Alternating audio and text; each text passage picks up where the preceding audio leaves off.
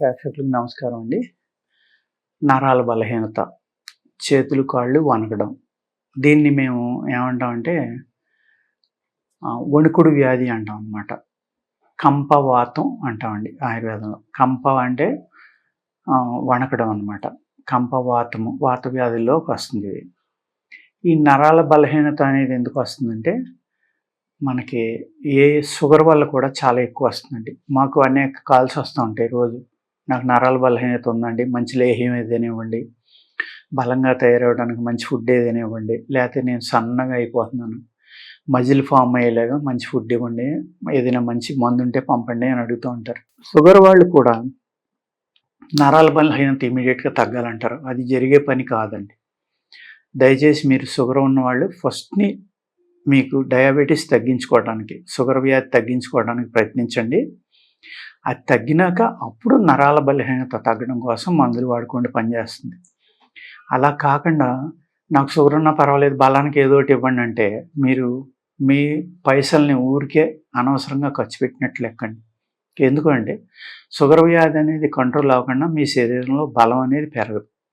పూర్తిగా తగ్గకపోవచ్చు, కంట్రోల్ అయిపోయి దాని యొక్క సైడ్ ఎఫెక్ట్లు లేకుండా కనుక మీరు ఆయుర్వేదం వాడుకుంటే తప్పనిసరిగా మీకు ఈ నరాల బలహీనత అనేది తగ్గడానికి అవకాశం ఉందండి. అలాగే ఈ వణుకుడు వ్యాధి అనేది ఆటో ఇమ్యూన్ ప్రాబ్లం అన్నమాట. అలాగే పారంపర్యంగా కూడా వస్తుంది, హెరిడిటరీగా కూడా వస్తుంది. ఈ 2 రకాలుగా ఉంటాయి.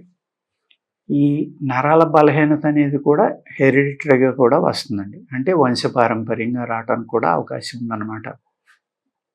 అందుకు మీరు ఏం చేయాలంటే, ఈ ఈ వ్యాధి ఉన్నవాళ్ళు డాక్టర్ దగ్గరికి వెళ్ళినప్పుడు మీ వంశంలో ఇంకా ఎవరైనా ఉన్నారా, మీకు ఎప్పుడు మొదలైంది, ఏ విధంగా మొదలైంది, మీ ఆహారం అలవాట్లు ఏంటి, ఇవన్నీ తెలుసుకున్న తర్వాతే ఆ డాక్టర్ గారు అడగకపోయినా అన్నీ విపులంగా చెప్పండి.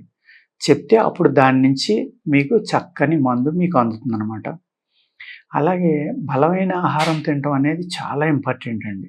ఈ వణుకుడు వ్యాధి కానీ, కీళ్ళ వ్యాధి, వాత వ్యాధులు ఉన్నవాళ్ళు. ఈ వణుకుడు వ్యాధి అనేది నరాల మీద ఎక్కువగా చూపిస్తుందండి దీని ప్రభావం. అదేవిధంగా బ్రెయిన్ మీద 2 రకాలు ఉంటాయన్నమాట. ఈ వణుకుడు వ్యాధిలోనే ఇందులో ఒక రకం బ్రెయిన్కి వచ్చిందని అల్జీమర్స్ అని కూడా అంటారు. ఇది ఉన్నవాళ్ళ పేషెంట్లు ఏంటంటే ఇబ్బంది, ఇంట్లో వాళ్ళని 24 గంటలు కాపలా కాసుకోవాలి.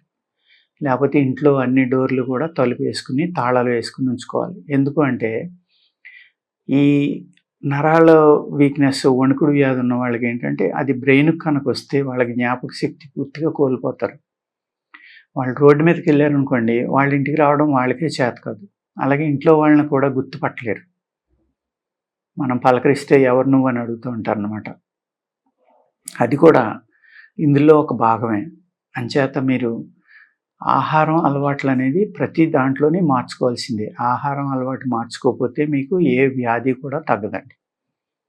ఇక్కడ బలమైన ఆహారం తీసుకోవాలి.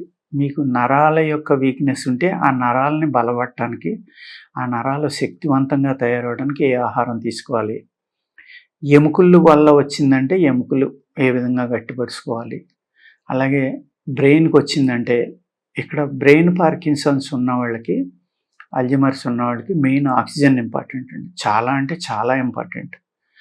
ఆక్సిజన్ తగ్గిపోవడం వల్ల వీళ్ళకి ఈ రకమైన ప్రాబ్లం వస్తుందన్నమాట. మేజర్ కాజ్ అదే అవుతుందండి. బ్లడ్ ఫ్లో తగ్గిపోవటం, బ్రెయిన్కి ఆక్సిజన్ తగ్గిపోవడం, వీటి వల్ల చాలా మేజర్ ప్రాబ్లము ఈ అల్జీమర్స్ అని వస్తుందన్నమాట.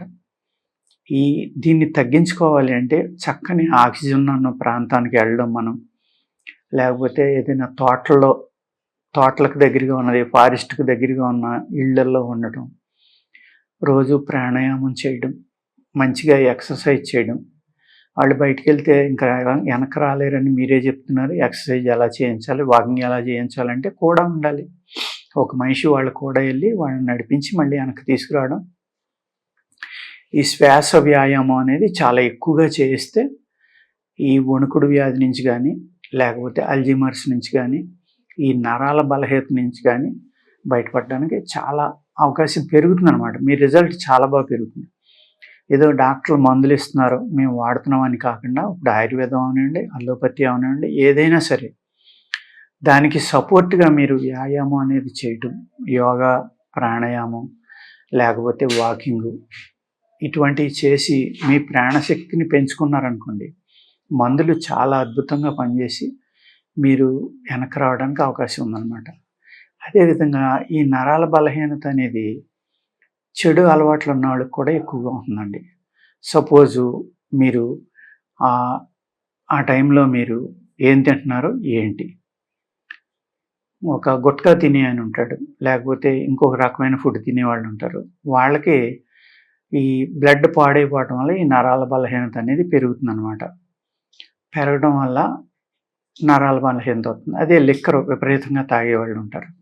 లేకపోతే జరదా పాన్ తినేవాళ్ళు ఉంటారు.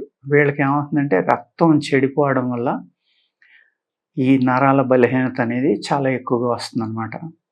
అంచేత నరాల బలహీనత ఓన్లీ మందుల వల్ల తగ్గడం కాదండి. మీ మందులకి సపోర్ట్ కంపల్సరీగా మీరు వ్యాయామం అనేది గానీ, ప్రాణాయామం అనేది అన్నిటికంటే ఇంపార్టెంట్ అండి. ఈ శ్వాస అనేది చక్కగా తీసుకుని, మీ లంగ్స్ కనుక మీ శరీరానికి శ్వాసను అందిస్తూ ఉంటే ఆక్సిజన్‌ని, ఈ ఆక్సిజన్ బ్లడ్ ద్వారా ఎప్పుడైతే బ్రెయిన్‌కి పంప్ అయిందో, బ్రెయిన్ యాక్టివేట్ అయినప్పుడు ఈ ప్రాబ్లమ్ నుంచి మీరు బయటపడటానికి అవకాశం విపరీతంగా పెరుగుతుందండి. మామూలుగా కాదు. బ్రహ్మాండమైన రికవరీ రావడానికి అవకాశం ఉంటుందన్నమాట. ఓకేనండి. నమస్కారం.